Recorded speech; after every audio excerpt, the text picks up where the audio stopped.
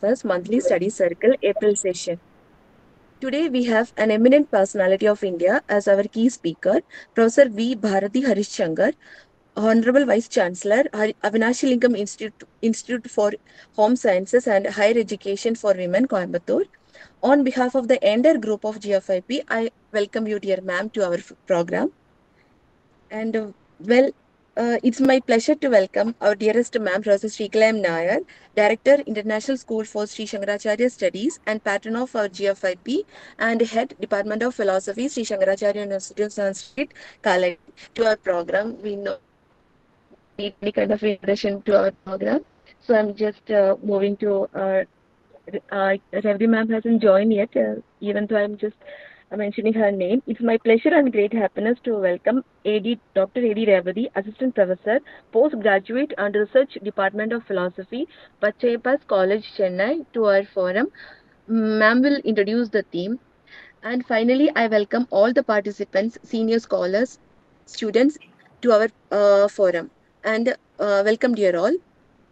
Now, let me move to invite Professor Srikala Nair to introduce the speaker. Ma'am, over to you. Thank you, Shimi. If my voice is trailing, please let me know. The system raises some kind of complaint. So welcome you all once again to this evening's study circle. The pleasure of today is that Professor Bharathi Harishankar, who's a friend of mine, I do not know whether I can call myself a friend. Well, she was a friend, now she holds a big position. She is Vice Chancellor of an institute, Avinashilingam Institute for Home Science and Higher Education for Women, which is a deemed to be university. I remember years back when she was holding the chair of the Feminist Studies Center in University of Madras. She's invited me to deliver a talk, and if I remember right, I spoke on feminist epistemology. It was Professor Paneerselvam who mediated between us, and I've really seen the enthusiasm in her as an academic. The true mettle of an academic was visible for me at that time, where she was committed to a group of, I saw young bubbling girls, all enthusiastic to contribute to feminist studies. Those years, feminist studies were more prominent and was in the center stage. I'm not saying that it is not on the center stage now, but there were more people who were attending onto it those days. Again, we had opportunities to meet several times. I remember on one occasion, she spoke on Hannah Arendt in Satyanilayam beautifully in presence of Professor Indra, who was, I think, also her teacher and earlier the head of the department of the Department of English, Madras University. Being trained at the hands of great masters, which truly shows on Professor Bharathi. As you all know, she holds the majestic position of Vice Chancellor of Avinashilingam Institute for Home Science and Higher Education for Women. Earlier, she was a member of the syndicate of University of Madras, and she has a lot of administrative experience to which I can attest. And she has also held charge of Vice Chancellor for some time, I learned. So this university, which we were talking a few minutes before, which is deemed to be university, but fortunately they have a bright, committed Vice Chancellor who I'm sure would take it to great heights. And I was also going through the contributions that she has made during this few years of her induction as the Vice Chancellor, that she has proactively implemented NEP, including the registration of all incoming students in the ABC portal, and initiating AIU supported Academic and Administrative Development Center, successfully completing the fourth cycle of NAC with A++, great, and the NIRF ranking 81, congratulations, clearing about 400 pending audit paras, which is very, very significant for a vice chancellor. Though I haven't sat in the chair, I know it very closely how difficult the tasks are. She just saying that she leaves the office by 7:30, 8 o'clock in the evening. It is very important, friends, to have a good leader for an institution. I often say that, quite like the individuals, I also say that, I mean, it is my proclamation that institutions also have horoscopes. So when the right time comes, the right person holds the reins of the institution and then takes it ahead. And I presume that Avinashilingam Institute has the bright time, Vyadadasha probably, that Professor Bharathi Harishankar is at the helm of the affairs. It's a huge CV she has done research. I mean, her research interests include post-colonial studies, gender studies, literary theory, translation. Well, she is a professor in English and web-based pedagogy and open educational resources. She has around 123 publications. Good God. Among these hectic academic services, I really do not know how she finds time to write. She's presented invited talks in over 100 conferences, and most notably at Cambridge University, UK, in several other foreign universities, and has successfully guided 18 MPhils and 15 PhD scholars, and has completed national and international projects for IDRC Canada, National Commission for Women, UGC, ICSSR, and Erasmus. She has won several awards and honors. She was fellow of the Royal Society of Arts, London, UK, International Visitors Leadership Program of the US Department of State, MHRD's Leadership Academicians Program, it's called LEAP, at Jamia Millia Islamia and University of Virginia. It's a collaboration, apparently. Humanities Research Center Travel Grant Australia, visiting fellowships to universities in New Zealand, Shastri Inter-Canadian Faculty Enrichment Fellowship, again Shastri Inter-Canadian Collaborative Course Development Grant with Dr. Evelyn Elleman, Honorary Adjunct Professorship of Athabasca University, Canada, nominated member of Australian Institute of Aboriginal and Torres Strait Island Studies, Australia, consultant author for Commonwealth of Learning and UNESCO, member of editorial board of the international journal called Communication and Culture, peer reviewer of the international journal Sexualitas.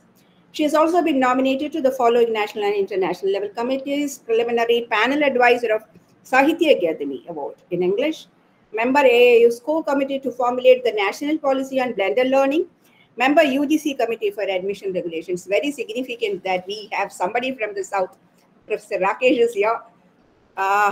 Don't think that I'm making a divide between the South and the North, but then it is very, very significant that the voice of the South is heard at the center, Delhi. And I really hope that Professor Bharathi makes our sound audible, visible.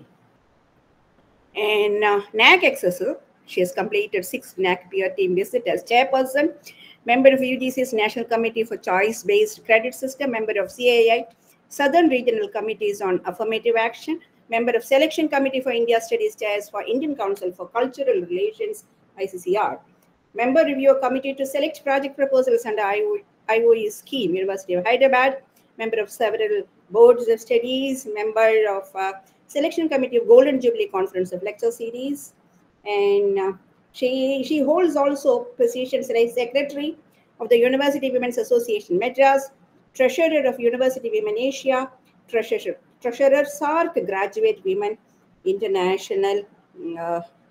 Yes, she also held several administrative responsibilities, and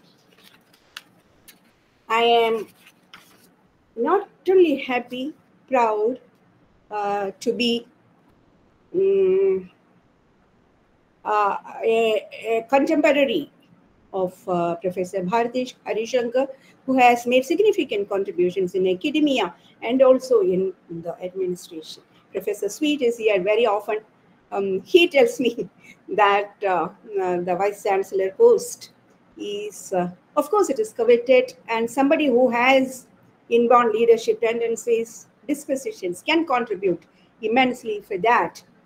Uh, but you should not expect probably anything in return, because, as you say, that people might, there is a tendency to find out what you haven't done rather than what you have done at the end of the show.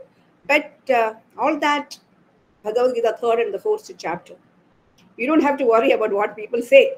You have to go on doing your duties, and performing the duty itself is the reward. And I'm sure Professor Bharathi Harishankar is pretty well aware of all this.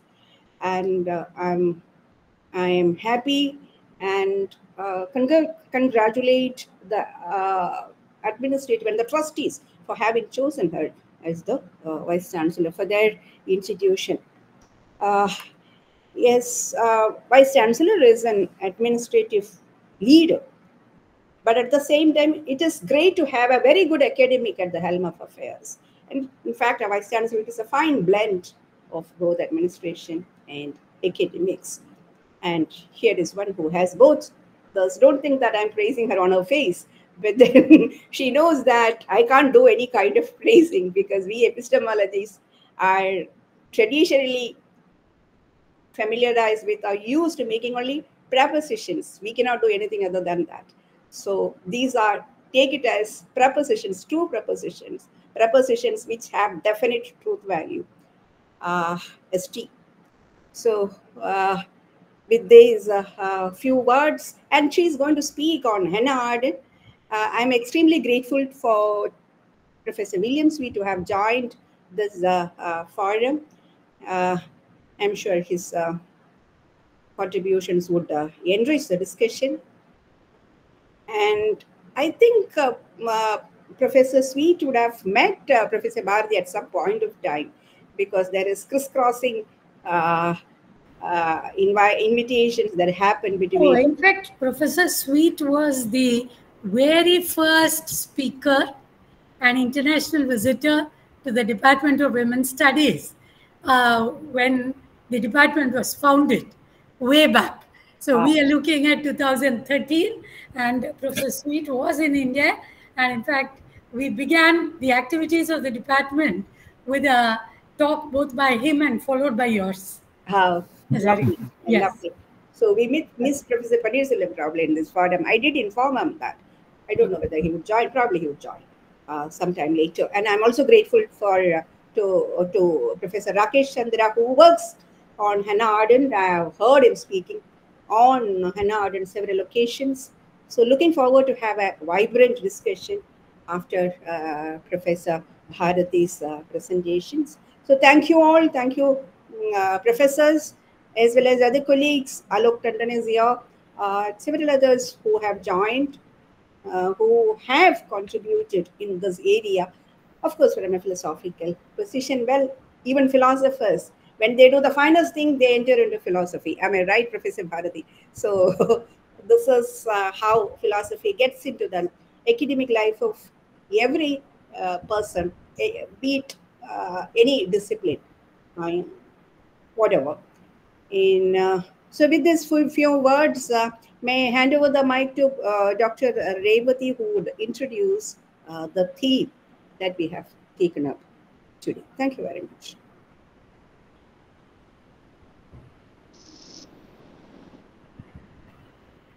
I am audible, I think. You are. Go ahead. Go ahead. Yeah. Thank you. Good evening, my dear Leonard audience. Thank you so much for inviting me to introduce this theme. Even though Professor Bharathi Harishankar is shortly going to speak on the same topic, but even though I try to do my justice to relate the circumstances why was Arendt's thought belongs to this area. So likewise, I will try to cover up. So, before that, respected, honorable, respected Professor Bharathi Harishankar, Honorable Vice Chancellor Avinashilingam Institute for Home Science and Higher Education. Good evening, and Professor Respectable Sri Kalam Noyer Ma'am, good evening, Ma'am, Director of IEEE, and Dr. Prasanna Kumar, Chairman, Global Forum for Young Philosophers, Dr. Soumya, Dr. Shimi, and also members of GYYP. So here I already said that I try to uh, bridge something on the same concept to understand easily. So Hannah Arendt was a German-born American political scientist and philosopher known for her critical writing on Jewish affairs and her study of totalitarianism. Uh, her history is actually she studied philosophy at the University of Marburg, the Albert Ludwig University of Freiburg, and University of Heidelberg. Also, she received a doctoral degree in philosophy at Heidelberg in 1928. When she was in Marburg, she met Heidegger. There, she developed a friendship with him. In 1933, when Heidegger joined the Nazi Party and began implementing Nazi educational policies as rector of Freiburg, Arendt, who was Jewish, was forced to flee to Paris. She married there Heinrich Blücher, a philosophy professor, in 1940. She again became a fugitive from the Nazis in 1941 when she and her husband immigrated to the United States. Arendt settled in later New York City and became research director of the Conference on Jewish Relations.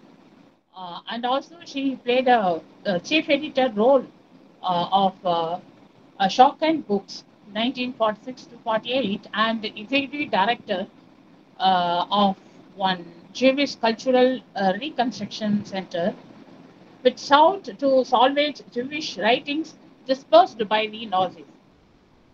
She was naturalized as an American citizen in 1951. She taught at the University of Chicago from 1963 to 67 and thereafter at the New School for Social Research in New York City.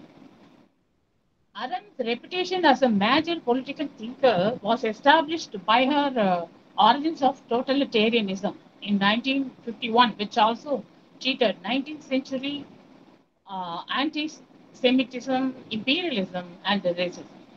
Arendt viewed the growth of totalitarianism as the outcome of the disintegration of the traditional nation state.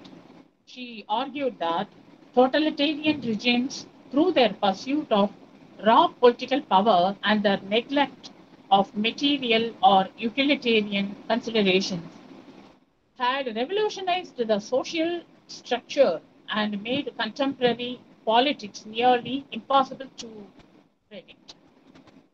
The Human Condition, that book published in 1958, was a wide ranging and systematic treatment of what Arendt called the vita activa, in the thing active life. It does mean active life. She defended the classical ideals of work, citizenship, and political action against what she considered a debased obsession with mere welfare.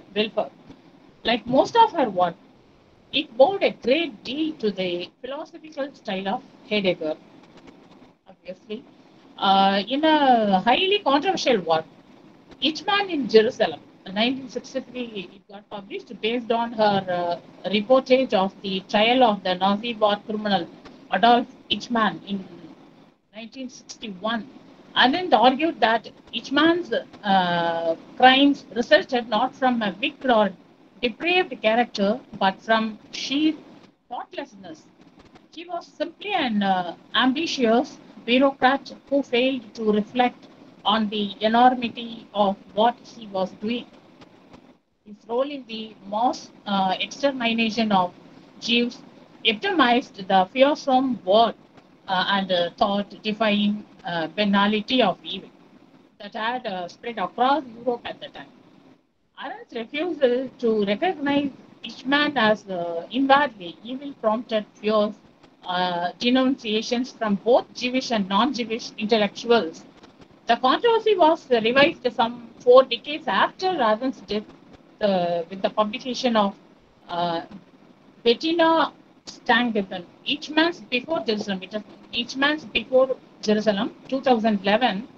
This was later publication, which was written by, this is one controversial book, and The Unexamined Life of Mass Murderer.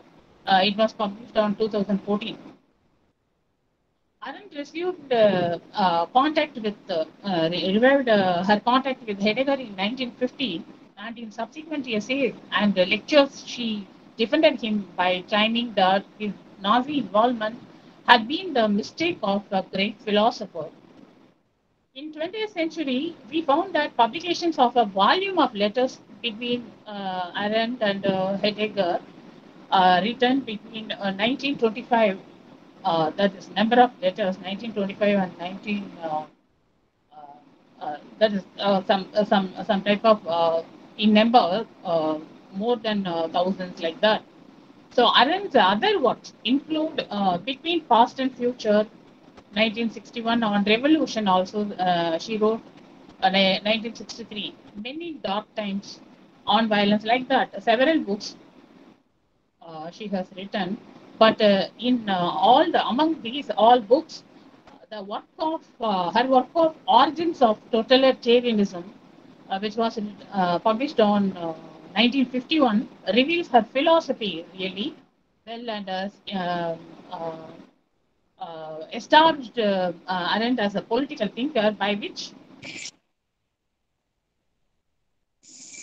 sorry, interrupt, for which she stood as an anti-totalitarian. While we read that book, we can find that it says something on nearly every page as a novel that one could not have anticipated from what went before, but that one then recognizes as inevitable and foreshadowed by the underlying plot of ideas. Arendt depicts a society of lonely, atomized, lifeless people, one great unorganized, structureless mass of various individuals characterized by uh, hatredness, fear, organized terror, mass death, and unspeakable suffering. This is a world of science fiction uh, level of horror, utterly alien, incredible, and outrageous. She While the history described in the book is extreme, Arendt's underlying plot of ideas feel familiar in this narration. This origins of totalitarian. That book reads like a good novel because it reveals to the reader some experience that they already know. That is also what can make it as terrifying to read in the 21st century we are living in, as it was happened in the 20th century. What that happening were all narrated. This is a story of how millions of 20th century Europeans willingly came to live in murderous ideological fiction. She is, according to her, get rid of the epic fantasy that the totalitarian masses were driven by some common purpose, a great and unified idealistic commitment to a bold, passionate, but unfortunate evil idea, like that her concepts are pitched to the uh, gothic horror of cunning and mesmerizing leaders and their dull, stupid, sometimes and terrifying things and gullible enablers. So these are all the things were covered by her. The history that Arendt chronicles in the final section of her book, uh, Totalitarianism, is both more prosaic and tow dryer. That is simple, straightforward. Sometimes uh, show ear, flash ear, which is also why it is very familiar. So I think that with this background, so why Arendt's concept went in this way.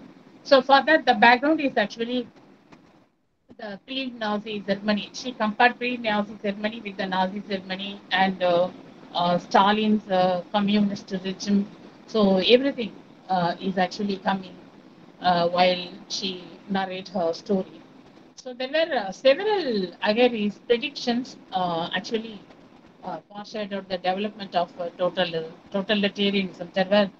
Earlier there were racism, imperialism, as we have seen.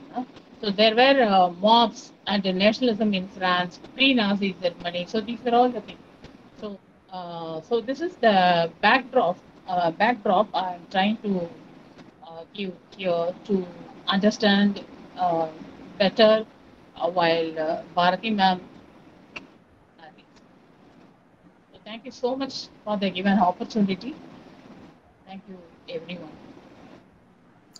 Oh, thank you very much, Dr. Revati, for that. And may I have the pleasure to invite Professor Bharathi Harishankar to make her presentation. Good evening to all, and very, very special hello to both Professor Shrikala Nair and Professor Sweet. I mean, very good to see you both here and connect up with you. And thanks to Dr. Revati for setting the context for Hannah Arendt's work. But before I do anything, I want to put a disclaimer. I'm not a scholar in philosophy. So I'm looking at Hannah Arendt through the lens of Julia Kristeva and trying to frame the contributions of Hannah Arendt within the context of life and narrative. So that requires a little explanation on why I would call it splicing of life and narrative in Hannah Arendt's thought. Why use the word splicing? I could have said intermingling, combining, but why would I use the word splicing? It is because you cannot delineate very clearly where life ends and narration begins, or where narration ends and life takes on, as far as Hannah Arendt's works are concerned. And when that happens, we are looking at life and narrative as moving on a trajectory,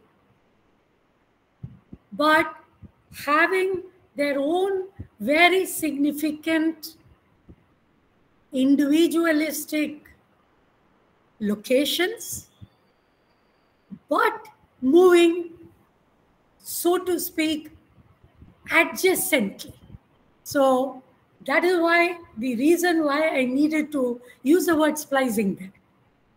But having said that, why should we look at life and narrative as such an important concept? So in other words, while Dr. Revati highlighted the political philosophical contributions of Hannah Arendt, why would I choose to look at life and narrative? That is because Dr. Revati has looked at Hannah Arendt in the tradition of Heidegger. But I would like to move a little earlier, while she did her dissertation on the concept of love in St. Augustine under the supervision of Karl Jaspers. So if we go back to our existentialist thinkers, we very easily derive a theistic existentialism as well as an atheistic existentialism. And what is very interesting is Hannah Arendt seems to take on both traditions. So, in all the works that Dr. Revati pointed out, she was looking very closely into the model of Heidegger. But when we come to two of her texts, Human Condition and Life of the Mind, we realize that she tends to go back. I mean, she goes back all the way to, say, Aristotle, and start looking at what about the life of an individual that gets attention. And in the words of Hannah Arendt, in fact, this was one of the letters that she wrote to her mentor, Karl Jaspers. I quote, "It seems as if certain people are so exposed in their own lives and only their lives, not as persons, that they become, as it were, junction points and create objectifications of life." Unquote. And what is interesting here is, if you want to find a suitable illustration for this particular quotation, it is Hannah Arendt's life itself. Having lived through the Nazi extremes, being part of an influential Parisian circle of philosophy and thought, and moving on to an equally respected position in the US, in the American academic life, ultimately seems to look at value life as the most important points for reflection as well as discussion. So if you ask me what is a recurrent theme in Hannah Arendt, the recurrent theme is life. But to add to that, she would also say life in action, vita activa. And very strongly taking the position that vita contemplativa, or the life in thought, is subsumed or inherent. It is not a binary. A vita activa to vita contemplativa in Hannah Arendt is not a binary, but vita contemplativa is implied in the vita activa. And that is the point where we are able to move back into what we may call the semiotics of it all, the meaning making of it all. So that is also one reason why I called it a semiotic splicing. So how do I want to look at Hannah Arendt? I want to look at her, view her through the lens of a series of lectures that Julia Kristeva gave at the University of Toronto called the Alexander Lectures. And they were later published, compiled together and published as Life, Hannah Arendt, Life is a Narrative. And I would like to view Hannah Arendt through this particular peephole, as it were, that Kristeva's text provides. So when Hannah Arendt made that statement to Karl Jaspers in her letter, yes, she was living through and had the lived experience of being in the Nazi regime, moving on to Europe, moving on to America. She was also looking at totalitarianism as being a lived reality. But at the same time, she was also responding to Nazism and Stalinism. So when we look at her other texts, we may get the impression that it is a political philosopher questioning certain aspects of these other philosophies. But I would like to draw your attention to the fact that what Hannah Arendt objected to in Nazism and Stalinism is that they denied life. Similarly, her objection to totalitarianism is that it took away, it abolished meaning in the lives of people. So even where she was talking political philosophy, she was still looking at the meaning of life, the value of life, how the life is getting articulated. So when we look at it from this point of view, we realize that we can either look at life as a story, or we can look at life as a narrative. How are they different? It is the same difference that you can probably draw all the way from Aristotle, where story can be a randomized set of events articulated. Whereas, as Aristotle would say, plot is the ordering of all these events so that there is meaning that can be derived. So in a certain sense, the Aristotelian definition of plot can be extrapolated to how we define a narrative. So when we look at the question of narrated life, we are forced to ask related questions. How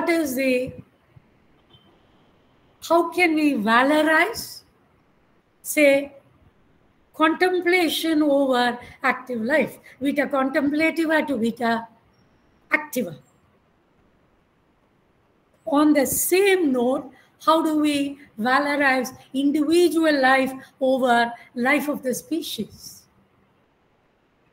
So what we look at as the height of the Holocaust is in fact that there was a devaluing of the life of the individual, and we became too selective about the life of the species. And in a very real sense, when Hannah Arendt asked the question, what is it to be alive? What is it to be human? The way she is defining it is, in fact, succinct. And I would like to quote it from The Human Condition. She defines life, I quote, as the moment between birth and death, as long as it can be represented by a narrative and shared with other men, unquote. Very interesting that we capture a life, as it were, between the birth and death, but instead of putting other values on what constitutes life, Hannah Arendt would say, so long as we can represent it as a narrative and share it with others, lives may be snuffed out, as it happened during the Holocaust. However, the stories, the narratives remain. And as long as these narratives remain, however early the human life had been snuffed out and ended forcibly, they still carry forward in memory. So, while we look at life in action, what is equally important is how we articulate it through a narrative so that human life may be finite, but it is immortalized in a narrative. And that is where we start asking how life conveys action, also conveys meaning. And Here, Arendt, I would say in a very, very clever manner, takes life to narrative and combines it with history. So, for instance, in Life of the Mind, she talks about how, I quote, the revelatory character of action, as well as the ability to produce stories and become historical, which together forms the very source from which meaningfulness springs and illuminates human existence. But look at the choice of words here. The revelatory character of action. The minute we talk about a revelatory character in the literary parlance, we would call it epiphany, a moment of epiphany when what is hidden, what is elided, what is glossed over becomes foregrounded. When we look at it that way, we realize that while history captures actions and records them and documents them, the concept of narrative that Hannah Arendt speaks about asks us the question of who is the person who is acting. So in other words, life becomes meaningful in action. But a corollary to that is, while life becomes meaningful in action, it requires a narrative to document that action so that the life that is finite can be projected forever. So in other words, the life that is captured can always be read, reread, and revisited. And that is what narrative allows us to do. So when we ask now the question, what is the narration that we should be looking at? Do we look at them as stories? Do we look at them as history? She certainly puts a lot of emphasis for not only story but the narrative, which for Hannah Arendt is not merely a story, neither is it only a documentation of quote-unquote perceived facts, but it is in fact a narration which will bring alive that moment in history as well as that agent who performs the action in society. But having said that, who are the people whom Arendt chooses to foreground? She does not choose to foreground the true classical, but she chooses to foreground writers like Kafka, dramatists like Brecht. And the reason for that is she says that a narrative can fulfill the role of an invented story that accompanies history. So very often when history records an event, it records certain aspects. But having said that, when an invented story is put into, dovetailed with history, we start asking slightly different sets of questions. We do not ask, what are the events? Like we would ask in history. Or how did things happen? Like we would ask for a story or for a historical event. But instead we ask, who is the person? Who is the agent who was instrumental in making these things happen? So far we have moved from how she has certainly put vita activa over vita contemplativa, But she looks at vita contemplativa as implied in vita activa, taken on life as a recurring theme, moving on, life as a narrative, which is a recurring theme. And here she has made this very, very difference between life as a story, life as history, vis-a-vis life as narrative. And why is this so important? Because unlike the way we look at history or even a story, according to Arendt, in a narrative, the story is incomplete without the reader, without the spectator, without the audience. So to quote Arendt here, it is spectators who complete the story in question. And they do so through thought. Thought that follows upon the act. This is a completion that takes place through evoked memory. Unquote. So I want you to just draw your attention to 3 or 4 what I would call key terms there.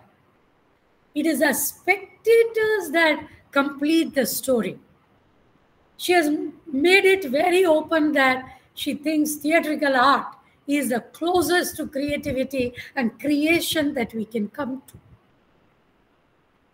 Given that, she also believes that a story cannot be told fully unless the audience or the spectators are there to complete the story through understanding.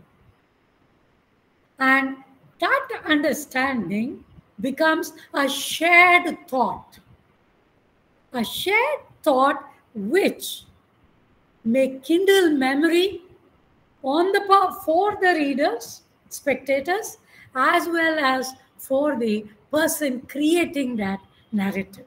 So ultimately, the life and narrative both require a community of people.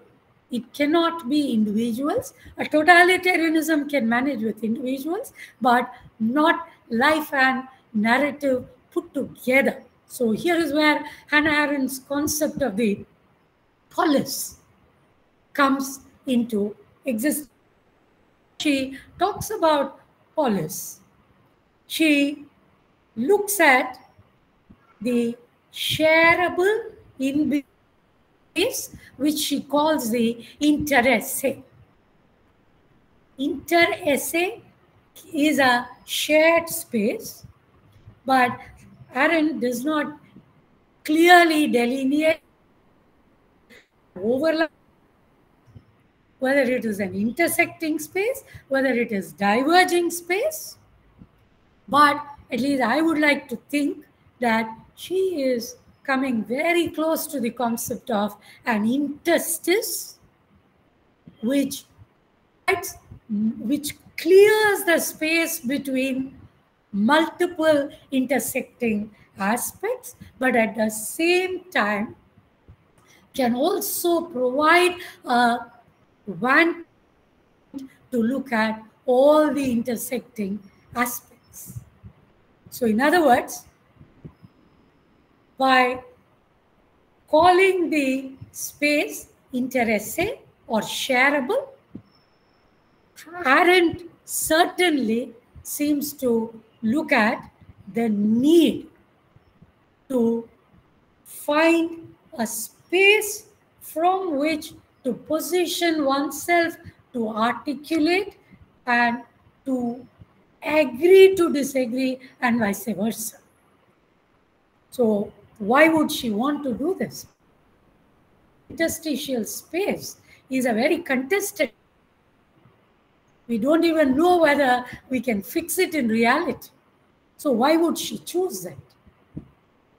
In my opinion, it is a space that can expand every other space.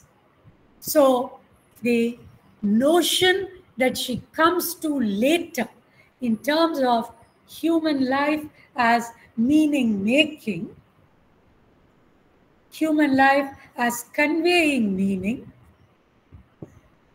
but it can't be making of the privileged alone or majoritarian voices. And that is where she seems to look at this interesse as a space that can be a very liminal space. A liminal space where what is normally not taken into account can get highlighted. I thought here I would share a novel that was also made into the Noah's Ark by the Australian writer Thomas Keneally, called Schindler's List. It is based on a real life person who was a war profiteer in the Nazi regime, but now looking at the history of the activities of Oskar Schindler, we know that he was instrumental in enabling many, many Jews to escape the worst horrors. So what I would like to talk about here is an Oskar Schindler in peaceful times is not a person whom we would like. He is not the conforming person in society. But an Oskar Schindler, at the height of Nazism, becomes a very unexpected savior. Why would that happen and how would that happen? It is because his aim was to make profit, but he was not politically connected to the ideology. And this kind of person who is occupying the liminal marginal spaces can in fact provide us better insights into the history and stories that form the Holocaust.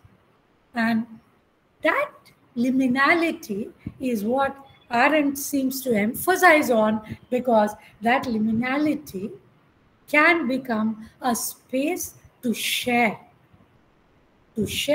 not only the living, but also to share the memories of living, good and bad. So, in my opinion, when Hannah Arendt puts it in this manner, she is certainly moving beyond the kind of static mimesis that we look at in Aristotle and moving forward to a lot of action that can be the modus operandi of optimal narration. So the life now has transformed to life in action, has now transformed further to life in action in narration. And that narrated action can actually lead to a shared community that Arendt's concept of polis would exemplify. But moving on, how would we look at the narrative? Again, in Human Condition, Arendt points out how it is through narrative and not in language, in and of itself, that essentially thoughts are realized. So why would she put narrative which uses words, which uses language, but not give credit to the articulation in language? And for me, it is because she is looking at language as something that can normalize, just as history can normalize, stories can normalize existence. But instead, she would like to actually, through evoked memory, bring back each of these so that we are aware and we have a very lived experience there. And here is where I thought it would be useful for us to look at Arendt's concept of narrative and themes put together. It's a portmanteau word. What are these narratives? Narratives are brief narrative sequences that condense and metaphorically express the eyewitness accounts of an historical experience. See, historical experiences can vary, not only in terms of time, but also in terms of location. So at the height of World War, even if we look at the Indian context, we were looking at it as a larger war, but within which the freedom struggle had to be positioned and negotiated.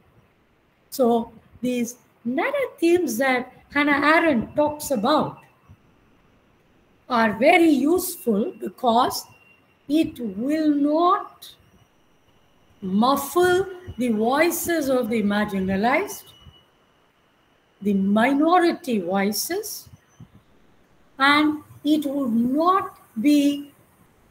cannot be overly selective about what is to be taken within history. I mean, in fact, in Human Condition, again, she makes this remark: all cares are bearable if you make a story out of them and tell that story. All cares are bearable if you make a story out of them and tell that story.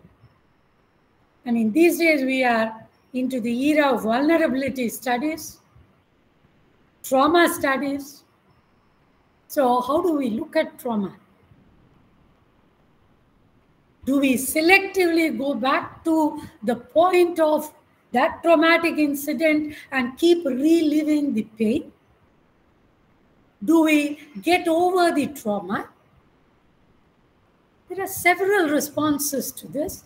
Or do we share the trauma so that it can have a therapeutic value? I would like to draw your attention to this particular non-fiction work. If you have not read it, please read. It is by Eddie Jaku. It is called The Happiest Man on Earth: The Beautiful Life of an Auschwitz Survivor. I mean, at first when I looked at the title, I thought it was a very, very sarcastic, ironic title for an Auschwitz survivor to speak about. But what Eddie Jaku would keep emphasizing is, once you have gone through the trauma and horror of the Holocaust, every single day of life seems the happiest, and it is important to share, because only those who have looked at pain and sorrow know the value of happiness. So in that entire book, Jaku says how for all those years in a Nazi concentration camp, including Auschwitz, the time that he spent as a survivor post the Holocaust, it makes him realize that every moment, whether it is an evoked memory or an actual experience that comes but through associational memory, every moment has a counterpointing moment when you know you are out of it. And he calls those the moment of happiness. So for Eddie Jaku, every moment of trauma which is recollected and narrated and shared becomes a moment of meaning, discovering that meaning of what it means to be happy in life. So here is where I believe that what Hannah Arendt is trying to do is slowly weaning us from how to look at life in action as narrated by, with an aim to share, but taking us forward to say, what is it that is expressed in the narratives? Are we looking at anecdotes? Are we looking at instances? Are we looking at created, orchestrated testimonials and confessions? What are we looking at? According to Arendt, we are looking at the who. Not the what, not the how, but the who. What do we mean by this? Who is a self that is hidden, but hidden more from the person than from the multitude, or rather from the temporality of the memory of others. So what she means here is, very often individuals try to gloss over willful forgetting. But we also know that when it is shared, somewhere along it is creating a ripple effect of that memory. This happens very often in narratives. Looking at a character, his or her actions, his or her situations in life, as readers, we either say, thank God I'm not in that place, or we say, how come I have gone through life without this experience, if it is a good experience. Right? So that perception on the part of the audience and readers is what really makes the connect. And here is where she seems to put a lot of emphasis on the one hand, agency of the individual and voice, which provides the articulation of that agency. But at the same time, she emphasizes on plurality. Plurality, which according to her is a condition to human action. A human action cannot happen within a sole individual.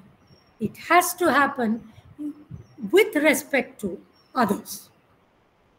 It can be identical, it can be very different, but at the end of it, what we are looking at is not only a shared memory, but an experience, maybe a vicarious experience that is shared across temporal and spatial boundaries. We may not have gone through the Holocaust, but it rings a bell. And what we normally do is to connect it to the horrors of partition that many of us have heard of and faced. So in other words, we look at what is shared and connect it and link it to our own life experience. And by doing so, what does a narrative do? Narrative can show us the convergences, the identifications that we can make as similarities, but it can also tell us where we diverge. When we diverge, what happens to the response? That response can still be part of it, even though it is not a lived experience. Why would we say this? We say this because ultimately for Arendt, she is looking at action not only in terms of cause, not only in terms of a before and after, but she looks at it from three different standpoints. One, the notion of forgiveness. Again, very, very interesting. She talks about how forgiveness is for the person. It is not for the act. We can forgive a murderer, but we cannot condone a murder. We can forgive a thief, but we cannot say theft is fine. So here again, the emphasis is on the person. Similarly, related to forgiveness, she also looks at promise. A promise for what is to come. Promise, at least the way I understood, the way Arendt used promise is very close to this notion of hope. A notion of hope where we are not looking at the existential nihilist position here, but we are in fact looking at a more positive hope that lies eternal in the human breast. Milton would say that. So she is coming right back to that point of forgiveness and promise can become regulating mechanisms for any society. When we look at life in public, life that is viewed and viewable, shareable with others, these two seem to be the mechanisms which, according to Arendt, would make society, I mean, we are making those changes. As we make those changes in individuals, it has an impact on the kind of society that we are looking at. So, what would this forgiveness and promise mean? It means that a life can't be led in solitude, but life depends on the presence of others. So we cannot look at a solitary existence. No man is an island, said Alexander Pope. But what we are looking at is, we are looking at those little connects, the little bridges that actually link people. So how would this kind of a living project, how can we represent it? Because she calls life and narrative as one and the same, how can we do it? Living is thinking. See, that is why she keeps saying, what I want is to understand. The minute you understand, forgiveness is a possibility, promise is a possibility, but more important is the thinking, and that thinking is not solitary, it is shared. So what would living is thinking, what would that concept lead us to? In my opinion, a very total experience of life. How? I would like to quote Hannah Arendt's words: being born, giving life, acquiescing the uniqueness of each birth, being reborn continually into the life of the mind, a mind that is because, and it begins anew in the plurality of others, and in that condition alone can act as a living thought that surpasses all other activities. Unquote. So look at the number of steps that living is thinking gives us. It requires us to be born. It requires us to give life, not take away life.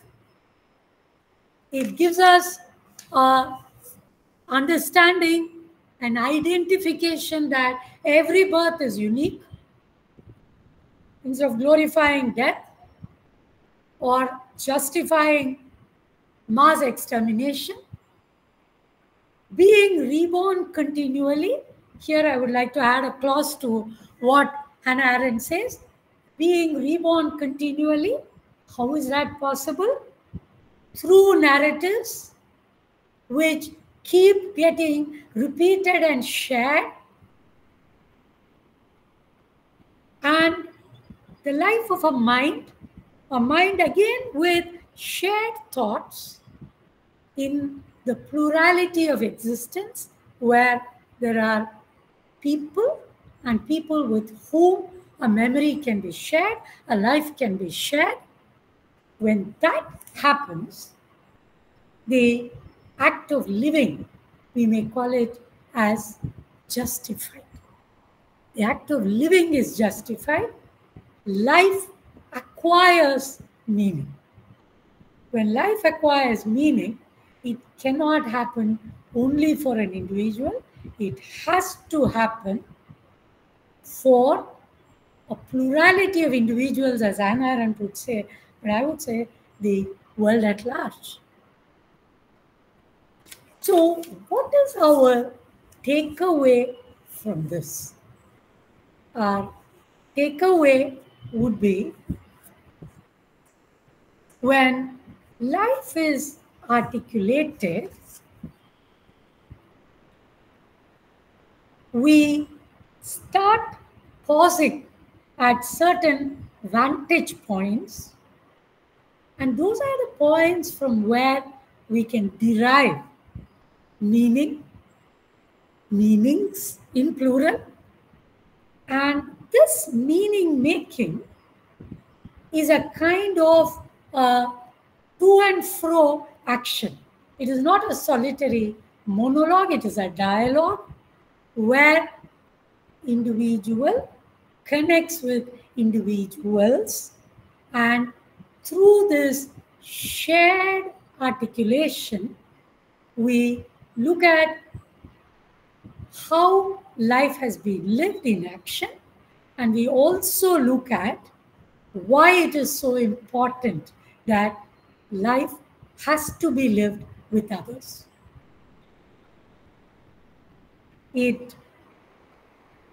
When I talk about meaning making, I'm sounding a cautionary note here.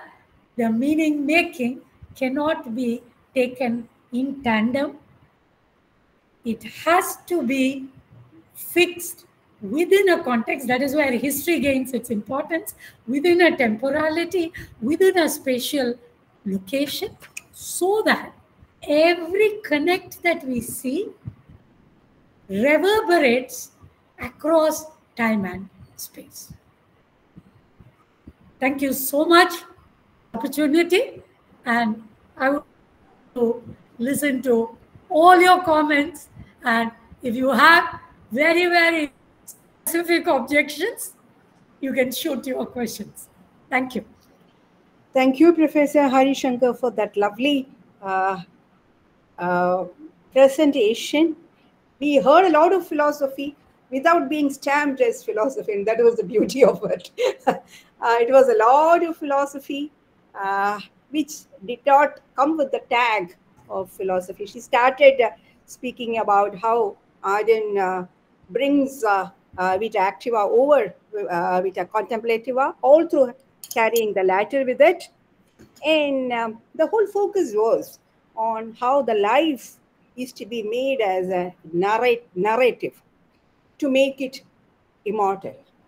And she also spoke at length about what is a narrative and how it takes over storytelling, and how a narrative is made complete by the spectators, the participation of the spectators through understanding, which is the shared thought. And the rest of what she spoke was how this has to be achieved, explaining how this shared thought completes the life narration of an individual. Then she brought in, also she connected several contemporary issues like Kanam and facing trauma. And towards the close, as I have said, we heard a lot of philosophy. I mean, of course, it is not that at the initial positions there were no philosophy. She was largely making the plots. But towards the close, we heard a lot of Heidegger's influence, and very particularly she spoke about the emphasis of the plurality of existence, of the shared life, where the gleanings of Heidegger was very, very visible in all that she has said. Thank you very much once again, and may I have the pleasure to invite the learned scholars who are here, Professor Sweet or Professor Rakesh, whoever would like to start first. Fine, yes, Professor Sweet. Well, thank you very much. First of all, let me just say it's wonderful to see you again. This was an unexpected pleasure, and I hope that we'll be able to see one another in person at some point, perhaps in the next year. I thought your talk was very insightful. Many important themes, far too many, that we could even deal with in this question period. So I might have one or two questions I'd like to hear just a little bit more from you about. I think looking at it from the approach of semiotics is very interesting, because we're talking about the creation of meaning. And, you talk about the importance of narratives, and narratives themselves are meaning creating activities, right? So it's not just a story, it's actually a narrative, provides a kind of an interpretation of all this. And as you say, and I think you're quite right, this is something that requires a community. So you talk about the polis, or Arendt says this requires a community. But then here's sort of maybe my first question, and that is, well, who is this community? Because Arendt is writing at a time in Europe and in America, and a lot of what she writes about are things that are happening at that time from, in a way, the perspective of someone who is unsettled, right? She's a Jew and she's in Germany. You're unsettled. She comes to America. She's an immigrant. She's so she's not quite settled in a way. And so the community that you're looking for, in a way, isn't the community that's around you, because you're unsettled, right? You don't have that kind of rootedness. And so I wonder, she's talking to us about Europe and in America from, in a way, someone who's a little bit distanced from it, but not really in it. So where is the community there for the narrative? And then I guess related to that is this too, if I could put it this way, Eurocentric in the end? So, I mean, I'm not an Arendt scholar, but, I get the sense that she doesn't really talk about the lived experience of, let's say, of blacks in the United States, or Indians, or so that kind of thing. So it's important to have the community. Yes, I quite agree with this. This is essential, but who is that community? If we were to engage Arendt today, where's the community I'm looking at? Is it in Canada? Is it in the intellectual world, the academics? Where is that? So could you maybe just help me with that a bit? Right. Thank you so much for raising it, because I didn't want to make it part of the presentation, because it would kind of be a little digression. So that is why I avoid it. See, in today's world, having looked at, say, the diasporic identities, we know that hyphenated identities are still identities, and each of those hyphens can actually create a community which fits in at times to a larger community, but also diverges from that community. So I would have thought, I mean, at least I have not come across a very specific definition of, I mean, she talks about plurality, but she never talks about who is this community, right? So I would, having read Arendt and also having read the diasporic aspects of literary studies, I believe that the hyphenated identities, which we run a risk there. Sometimes it can lead to ghettoization. Whereas what she intends, according to me, is, can we instead have an accretionary mechanism where all these hyphens can become subsets of a larger community.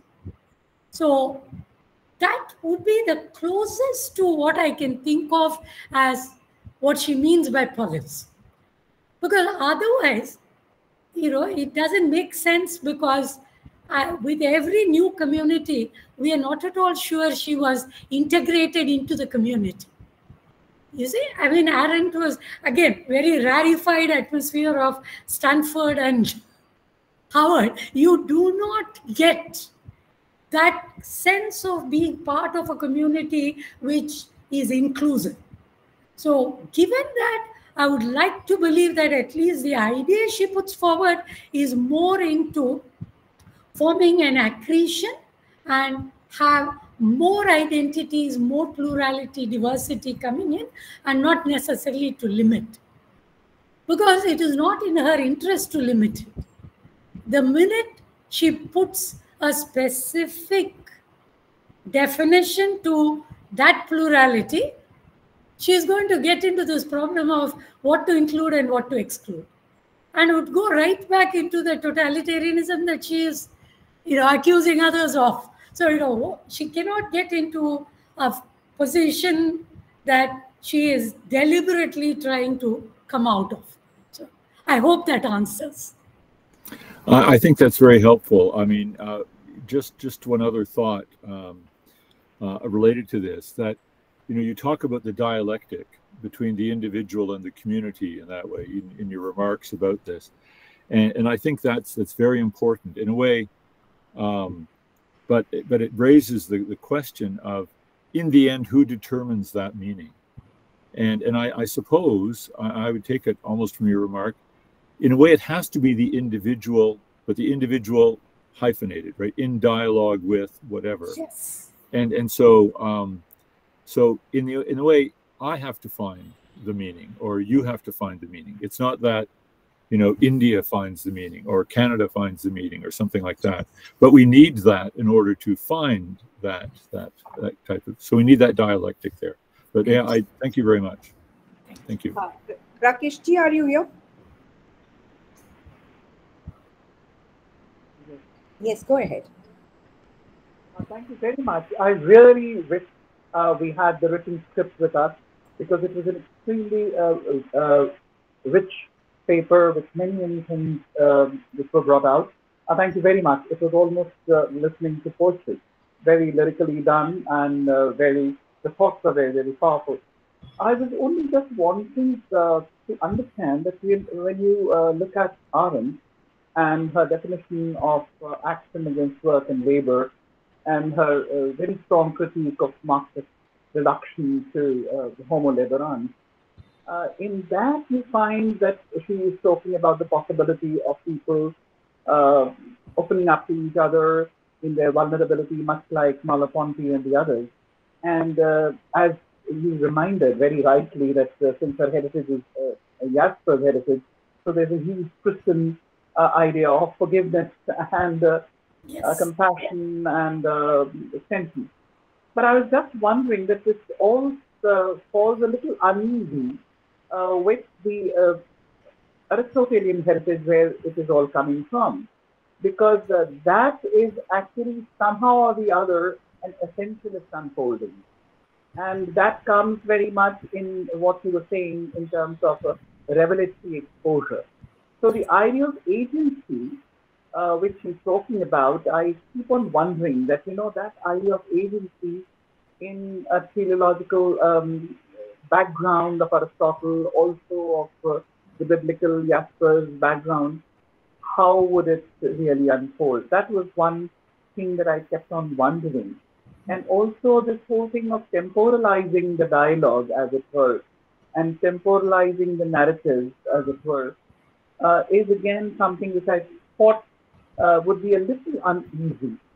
And the third thing which I was wondering was that, the other scholar who, to my mind, does not like her at all, draws very much from Aristotle and Martha Nussbaum.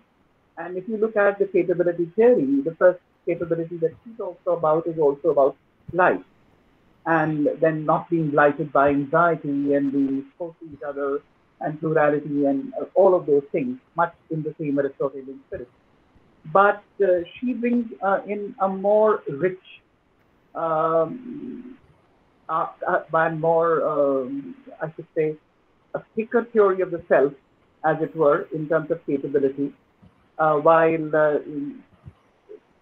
in some way, if you do not mind, in case of Hannah, there is more Wordsworthian romanticism, and therefore the charge, because when I first read her, I thought her to be extremely elitist, because she was saying that most of the people are living under the forces of necessity, they're not human, and I thought that, God bless her, this is terrible.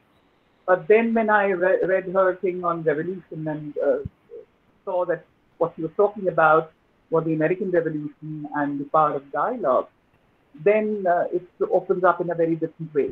Yet, forgive me for being so long, yet I do think that she is, as a description of the world would today, stick to the fact that the large part of the world has not created a space for humans.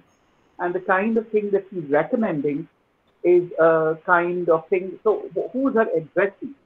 I was wondering that, and the difficult part is that the people whom she's addressing are not listening and would never be addressed. And therefore, the point is that, despite what she seems to be saying is right, strategically, maybe the Marxists have it better. So I was wondering what would be your response to it. And I really, really think that, we must have your text. It is so beautiful. I can't tell you that how much joy we got from your presentation. Yeah, I mean, thanks for that intervention. See, again, maybe it's a candid moment now. So, see, when I first read Hannah Arendt, and I was looking at her only within the context set by Heidegger, it led me to a point, but after that it felt like she was going with Heidegger and then suddenly moved. That was my impression. So, I mean, like you, I began my readings of Hannah Arendt thinking she's atheist. But, moving back to one of her earlier works, the Rahel, the life of a Jewess, right? That was the first reading that told me that she is moving away from that Heideggerian kind of justifications that we can read into her. But when I started doing that, it did not quite reach back to Casper's alone. And, it wouldn't go back fully to Aristotle either. So it was like, it was a nice combination that she was doing, a métissage, so to speak. But at the end of it, what was she trying to prove? Was a question I had in mind. The answer that I've come up with, I'm not sure it's going to be a, very, very acceptable justification, is somewhere along the idea seems to be in the process of creating a narrative, constructing a narrative, and in the process of documenting history, we either in full knowledge or because we are unaware of, we tend to gloss over, neglect certain aspects. And those aspects and those people can come to, not the limelight, but at least come to our knowledge and within our purview only when these two are connected, right? So that was the perception that I got. And frankly speaking, I mean, at least, this time I was preparing for this particular discussion with all of you. I thought maybe now I should start looking at Arendt from more Indian philosophical standpoint, because there may be a missing link that is not explained through either Heidegger or Jaspers or Aristotle or even Christopher's psychoanalytic semiotic reading. They may have missed something, so we may have to go back once again. So I'm looking forward to that. But for me, the only thing that made sense was the who is represented and who gets to represent themselves and to whom. I think these are the three questions that would, in my opinion, contribute to the, if you ask what is the seminal contribution that Arendt makes in terms of life and narrative, I would say this. This question of who is represented and for whom is it represented and who gets to represent themselves. Right? So, I know there is a point that she briefly tries to manage answering Heidegger's who is the Dasein.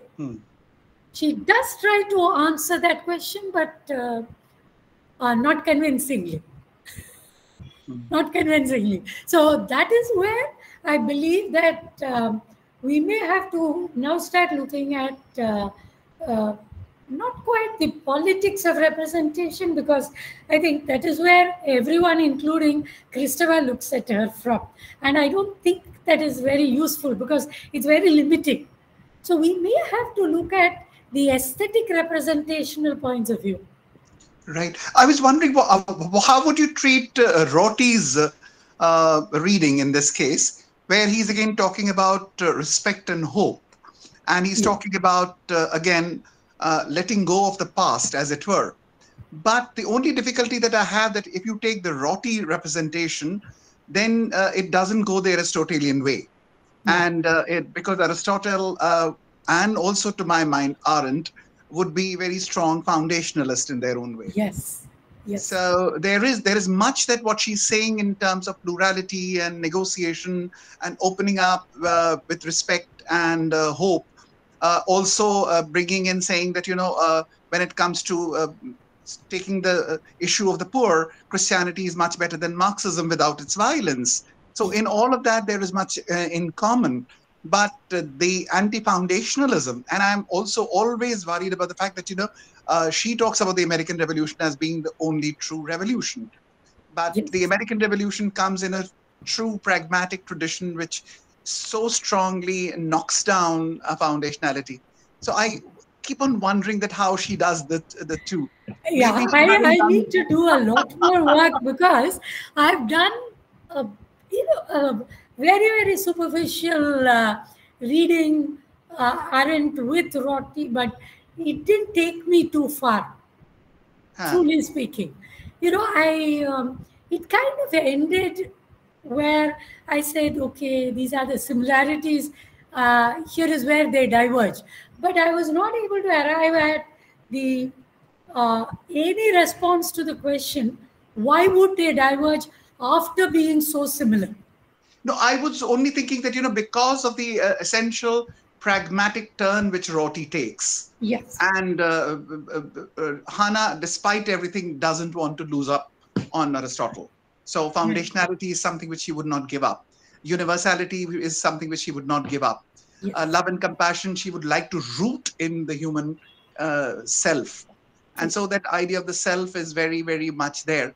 While the impatient American that Rorty is. No, I would say all of us, in this very postmodern existence, whether we would agree with a very, it's almost like the self is not contested at all in Hannah. At least with all our theoretical inputs today, we cannot have a self that is just one, and not having what I would call slight ridges to make the self confront what is happening outside. So that is where it looks like a very, very clean, neatly kind of shaped reality there. So, I mean, now, since you brought Roti back, I think I should go back and see how it works. Okay. Thank you so much. It was really very educated to listen to you. Thank you. Oh, yeah. Great discussion. You have a question in the chat box, ma'am? Can you just? Yes, Alok. Alok, go ahead. Yeah, it was a wonderful talk. I got a lot of information about Hannah Arendt. We were only talking about totalitarianism and all that. But my question relates to, I was wondering whether, is it a question or not, how to relate Hannah Arendt to the existentialist tradition, and especially the atheistic tradition of Sartre. Because he also talks about giving meaning to the life, creating a meaning in the life. And but how Hannah Arendt would look into that type of existentialist position, that I am not very clear, and I would like you to respond to this. Thank you. Thank you. I mean, I would look at Hannah Arendt as an amalgam of the theistic and atheistic traditions, because while she looks at it from, say, the Heideggerian point, or even to moving into the Sartre model, ultimately, I think she goes all the way back to Jaspers and the other theists. So, but without explicitly stating so. So we may have to now have a coinage that would define Arendt as not fully theistic, not fully atheistic, but somewhere in between. I'm still looking for a term. I would be happy if our philosopher could tell me that, because it's neither this nor that. I mean, she makes a very, very clever combination without calling it theism and without fixing it to a god. But she does that very cleverly, because she takes it right back to what I would look at in, say, Jaspers himself. So given that, I think we cannot kind of divide her into this either or. She's somewhere in between and combining both. That would be my It is not a muddled thinking, because once you accept the theistic existentialism, then the meaning of life is already given. Yes. And once you accept the atheistic one, you have to create one. But this position in between, that is neither here nor there. Professor, how if, the theistic God is a given, but supposing we have lost that God, lost that meaning, we have to research for the meaning. That is where I believe that, she's keeping both, because like the atheist, she knows it is lost, but somewhere along it might have existed, is her thinking, in which case what is lost has to be regained. Oh, then it is a question of discovery only, not inventing any meaning to that. No, it is discovery of meaning. Okay, thank you. Yeah. Thank you for that.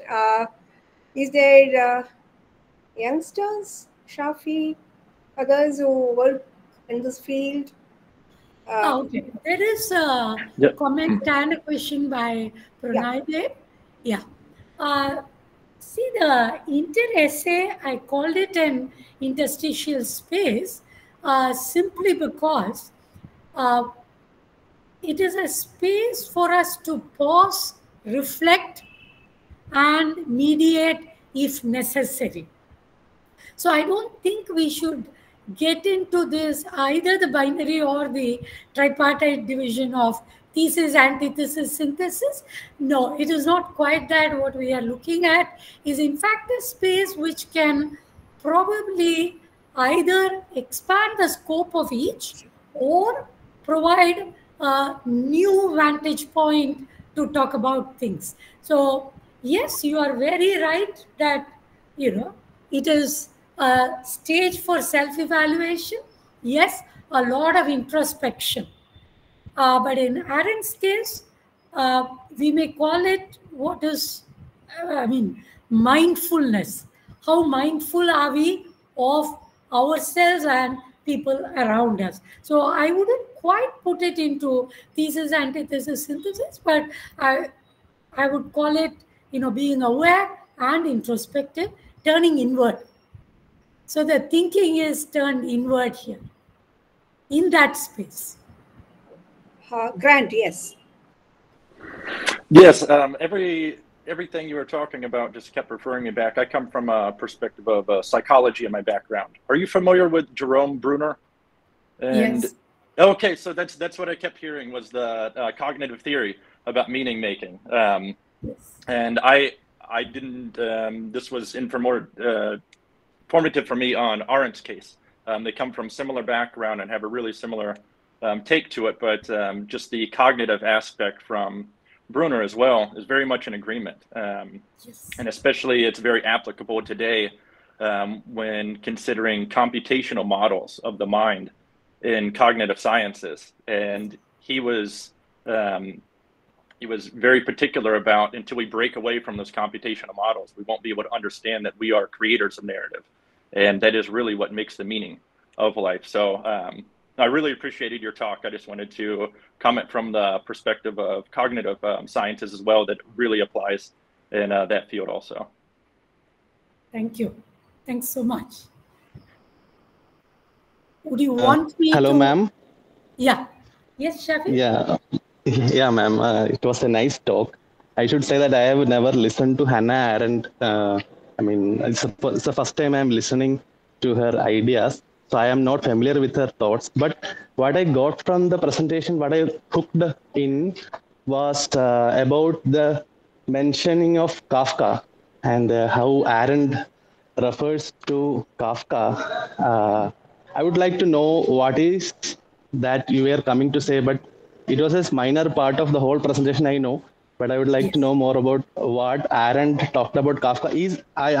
In my understanding, it was like, it is the narration of, aesthetic experiences like, Kafka or other writers, when they narrate life, and when we read it, the readers make meaning out of it. And then that community of readers can relate to it in a very specific way, which creates an alternate worldview. And it is a kind of a minoritarian worldview also. It is a kind of resistance of whatever, dominant symbolic capital, what is working in the society. And it is a subversion of that. And is it kind of an aesthetic subversion happening through the narration? Is it what Arendt intends to mean by narration, that kind of aesthetic resistance? Point, you're mostly right in what you're saying. Only thing that Arendt would talk about is, see, when Kafka, say, writes something, a work, which is read by others, right? It need not always be a sharing that happens in person or virtually like we are doing now. But somewhere in the mind, the thinking process of the writer and the readers are mimicked, and there are moments when you start identifying with what the writer says or identifying with the character. But at the same time, there are moments when it is not part of your experience, but you still believe it is authentic. So if you even take a novel like Kafka's Trial, or thank you so much, Professor. Metamorphosis. Or Metamorphosis, we may not always think that it is something that can exist in reality. But within the pages of the book, it seems like authentic and real. Right? And that is the sharing and thinking that she is talking about. That's exactly what I also thought. That very nice. Yes. Yes, yes. Yeah. Thank you Thank for you, ma'am. that. Is there any other question? If not, Soumya, please wind up. My humble pronouns to one another. It is indeed my great pleasure to propose a vote of thanks for the close of the session.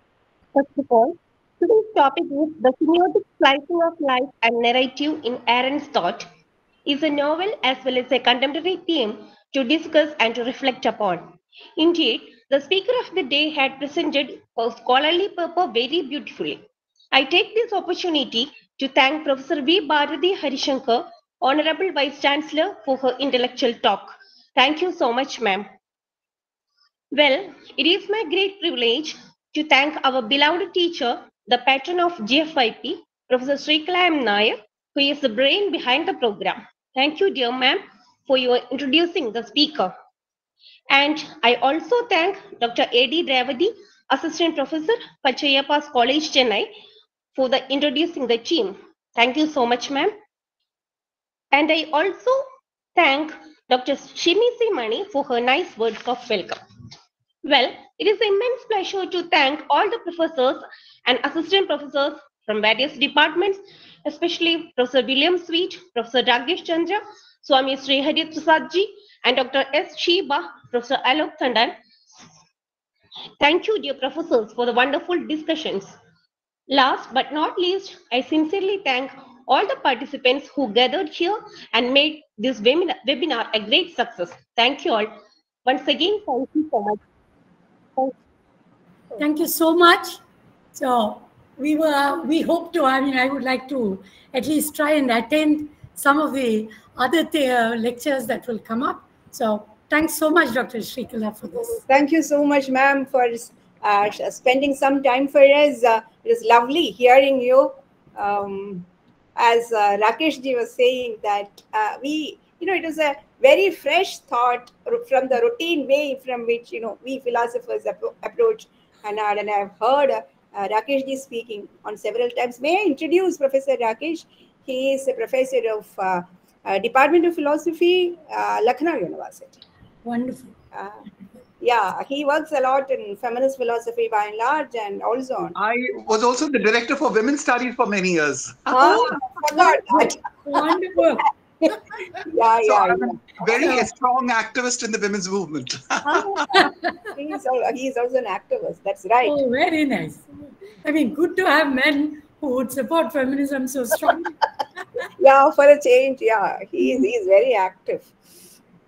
Thank you, Rakesh ji, for joining, spending time.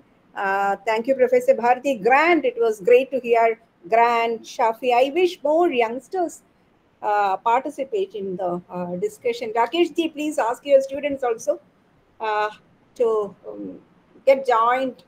Actually, it is meant for them.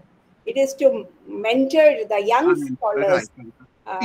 There is a very good group in Banaras Hindu University, also in Delhi University. What I'll do is that next time when you announce, if you give a little time, I'll call them up so that they can all join in.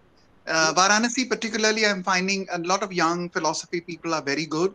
Also in Srinagar, I found that the women's studies department, though small, is very good. Udaipur again is a nice place. Women's studies, as you know, is generally fading. So right, we have all varieties of philosophy, and it is very rare that we get interdisciplinary and academics. Routinely we have philosophers, boring as we are, but then Professor Nair, I would still request if we can get the paper from the speaker, because this was really a very good educated paper. I think there will be many things. She is a very busy administrator. How dare I ask her? Whatever you have, something, if you can just share the rough notes. Sure. In case you happen to publish this paper, ma'am, please do share with us. Yeah, right. Yeah. Thank you very much once again. Thank you. Thank you all. Thank you so much. Bye-bye.